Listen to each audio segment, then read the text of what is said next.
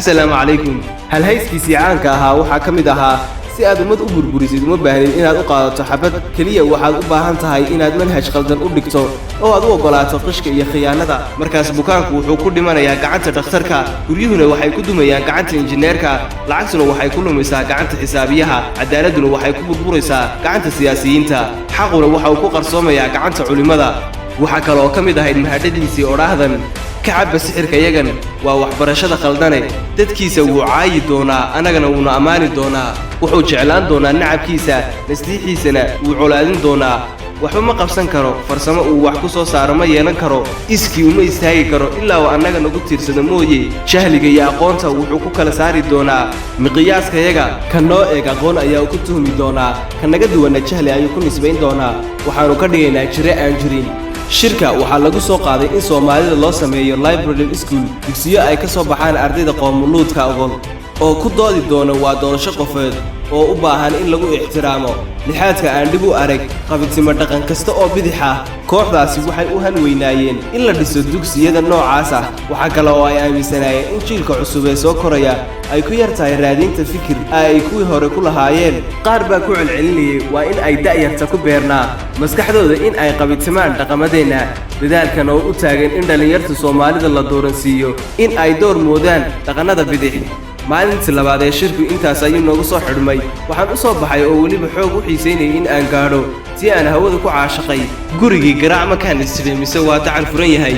waxa ay igu tiri ina soo fadhiisi fadhiga ana waa ajiibay way kacday oo macaan iyo bun aan jecelahay ii keentay waxa ay igu tiri jacaylkan ku hayo waa sida guri qurux badan oo hal albaab laga soo galo si aan albaabka u soo gasho maxaa sameyn lahayd waxaan ku uri furihiisa ayaan soo qaadan lahaa waxa ay igu tiri maxaad u soo qaadan weyday madaxa ayaan yara meermeeriyay horena waan u jawaabi waayay waxa igu wareegaysa furaha aad sheegtay ma ogolaanshaheeda waxaan ku uri furuhu waa aqbalkaaga waxa igu tiri anigu waan ku aqbalay ee hal aqbal ayaa inaga dhiman ninkaygii weynaa waxa igu adkaatay in aan fahmo aqbalka dhiman ee ay sheegayso anigoo xishoonaya ayaan ku uri bal ii sheeg aqbalka dhiman ee la inaga rabo si aan u dhamaystirno inta dhowla cadaysa ayay tiri waxa inaga dhiman aqbalkii rabbi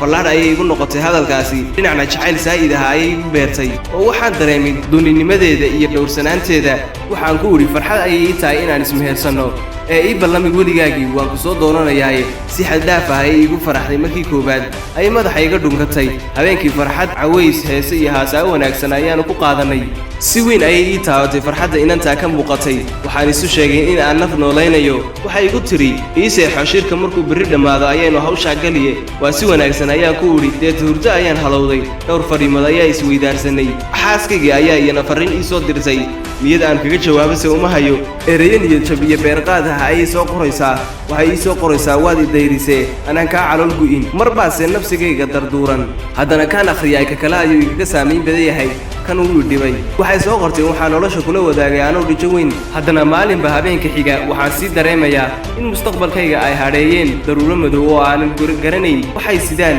cabsida u badan ee haysaay waa adiga habeenkii hurdo ma aan seexan waxaan dareemayaa in aan dhexda baalanayo badweyn macaan iyo qadhaadh leh waxa igu dhex loolamayaa mugdi iyo iftiin noloshayda waxaa hadheeyay cabsi iyo caashaq waxa igu adkaatay in aan go'aan qaato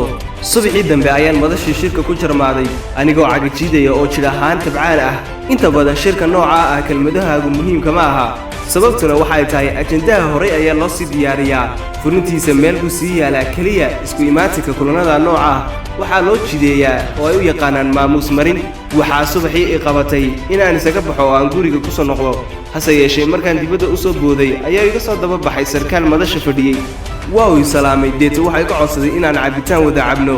waan ka aqbalay waanu wada fadhiisanay sharaab ayaanu dalbanay sheeko ayuu ii bilaabay oo waxa uu yiri in aanu mashruuca helno fulintiisa ayaa laga yaabaa markaa waa nala shaqayn waan ogolahay ayaan idhi anigoo madaxa ruxaya hadalkii intuu la wareegay ayuu bilaabay qorshe uu wato iyo siduu uu yahay mid waxtar leh oo iibin kara dhaqanka bidix ee reer galbeedka arrimo yaab leh ayuu sheekada iigu soo daray oo caashiska iga duuliyey wuxuu ereygan iigu yidhi ummadda aanu doorinay maaha cawaan ee waa ummadda haysata xigmad kontantaal ta ugu sarraysa ee ugu mucjisada weyn waa qur'aankee waa uu arkay inaan ka gaagaabinayo faham ahaan markaas ayuu igu yidhi waa qur-aan ummatul qur'aan ayaynu doonaynaa in aynu qallibno haddaynu guulaysanno waxay noqonaysaa taariikh weyn oo qorantaa oo jiilasha dambe ku faanaan weliba asagu wuxuu adeegsanayaa hadal micno ahaan kaykad kama dhex gelin oo hadalkiisi waa uu sii watay waxa uu yidhi qur-aanka dadka yagan ilbaxaya waxaan u naqaanaa isha u sarraysa ee sharci laga qaato Quran is the greatest lawgiver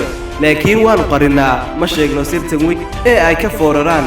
sharci kasta oo aadana u baahan yahay quraanka waa ugu jiraa laakiin ujeedkeenu waa in aynu muslimiinta ku qancinaa inay annaga sharciga naga qaataan isagoo adeegsanaya ereyga secular laws wuu sii waday isagoo mid ii tusaya shuruucda aan aadana dejin karin hadday dejiyaana aanay cadaalad ku salayn karin tusaale ahaan quraanka waxaa ku sigan sharciga dhaxalka oo si faahfaahsan u sharxaya sida dhaxalka loo kala helayo annagu sharci yaqaanada ayaa nahay waana tacajaba qaabka uu qaybiyey annagu waanu keeni weynay oo dhaxalku waa waxa ugu weyn ee dulmiga iyo cadaalad darrada ku jirta nidaamka iyaga reer galbeedku dejiyey markaan sharciga quraanka darsayno marba igu soo dhacdaa ma islaantaa haddana waxaan ka baqaa in aan lumiyo danaha iyaga dhaqaale xagga iyaga sharciga ugu saamaynta badan ee aanu soo xigannaa ama lagu dhaataa waa kii Hammurabi Code of Laws markaad quraanka daristo ayaad ogaanaysaa in cadaaladdu ugu sarreysa ay ku sugan tahay xukunka quraanka bal eeg masaladan al-aynu bil-ayn al-udhnu bil-udhn al-anfi bil-anf halkan ayuu Hammurabi ka soo dheegtay markuu oranayay a on a nose on nose hand on hand waa xukunkii il haddii la saaro il baa loo saaray gacan haddii la gooyna gacan baa loo geeyay haddana qur'aanka uma qirno sarraynta iyo xigmadda sharcigiisa markaan ku leeyahay ka soo xigtay uma jeedo in ay isku waqti ahaayeen laakiin waa in ay isku il ka soo baxayaan waad arkaysaa xigmadda halka ay ka soo burqanayso oo ah awood sare waxaanu doonaynaa in jiilasha soo socda ay ka jeestaan in ay bartaan ku fikiraan dirsaan kula dhaqmaan qur'aanka taas beddelkeeda waa in ay ku faanaan oo ay ku fikiraan sida aan ugu fikirno wax kale waxa uu ii soo bandhigay siraha iyo xeeldheerada qur'aanka waxa uu yidhi curinta iyo sheeka samaynta ugu sarreysa ee aan aadami keeni karin waxay ku sugan tahay qur'aanka suuradda 12aad isagu waxa uu yaqaan chapter 12 Joseph story waa suuratul Yusuf bal u fiirso qisadaas waxay ku bilaabaysaa riyo cajiib ah oo sir ah waxaana ku dhamaanaysaa fasirka riyadaas Yusuf sheekadaas tu lamid ah oo la dhigaal ah la farshacana aadami ma keenin waxay ku baraysaa mucjisada iyo xeeldheernaanta qur'aanka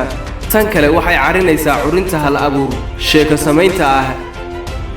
awoodda ugu weyn ee aadanuhu ka gudbiya fariimaha waan aqaan inta ay gaadhsiisan yihiin dadka sheekooyinka alifa halka qur-aanku dhigay weligood may gaadhsiisin mana gaadhsiin karaan taas ayaa caddaynaysa xaqnimada qur'aanka inta laga baranayo suuratul Yusuf adigaa arki doona ee bal waqti sii oo daris oo hoos u eeg waxaa xigmad ku duugan suuradaas waa markii ugu horreysay ee anoo muslim sheeganay la igu tirtirsiiyey in quraanka kariimka ah aan akhriyo oo fahmo waxaan dareemay sidaan u liito waan isla yaraaday murugooday hoosna u ooyey isla markaana aan dareemay sida nolosha ugu qasaaray waxaanse ka sii xumaaday sida ay ummatul Muhammad ay u dayacday xigmadii iyo xukunkii loo soo dejiyey ee ay fadli iyo dheeraad ku lahaayeen waxaan nafta hoos u weydiiyey miyaan la weydiin doonin waxaan hoos ugu celceliyay anoo ciishoonaya waxaa muuqoodu xumaaday kuwa ka jeesta mucjisada Alle hadalkii ayuu ku soo noqday ninkii isagoo baanaya oo leh leexinay oo ka leexinay muslimiintii qur'aankii weynaa digashadiisu waa ay damaqday waa markaas kolkaan doonay in aan noqdo muslim dhab ah muslim ku dhegan qur'aanka muslim ku dhaqma diintiisa oo tusaale ka dhigta rasuulkii sallallahu alayhi wasallam wuu sii waday oo waxa uu yiri